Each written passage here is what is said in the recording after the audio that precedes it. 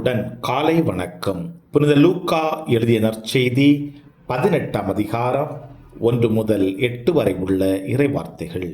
அக்காலத்தில் மனம் தளராமல் எப்பொழுதும் இறைவனிடம் மன்றாட வேண்டும் என்பதற்கு இயேசுவோர் உவமையை சொன்னார். ஒரு நகரில் நடுவர் ஒருவர் இருந்தார். அவர் கடவுளுக்கு அஞ்சி நடப்பதில்லை, மக்களையும் மதிப்பதில்லை. அந்நகரில் கைம்பெண் ஒருவரும் இருந்தார். அவர் நடுவரிடம் போய், என் எதிரியை தண்டித்து எனக்கு நீதி வழங்கும் என்று கேட்டுக்கொண்டே இருந்தார். நடுவரோ நெடுங்காலமாய் எதுவும் செய்ய விரும்பவில்லை.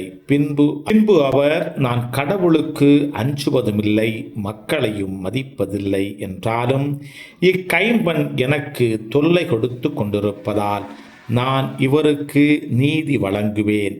இல்லையானால் இவர் என் உயிரை வாங்கிக் கொண்டே இருப்பார் என்று தமக்குள்ளே சொல்லிக் கொண்டார்.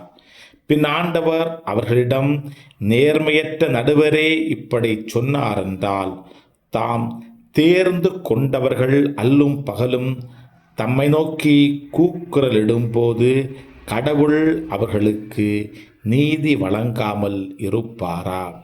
அவர்களுக்கு துணை செய்ய காலம் தாழ்த்துவாரா?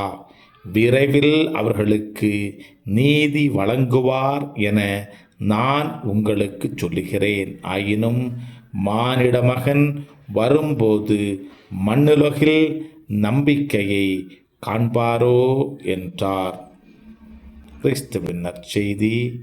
இந்த நாள் இனிய நாளாக அமைய வாழ்த்துக்கள்.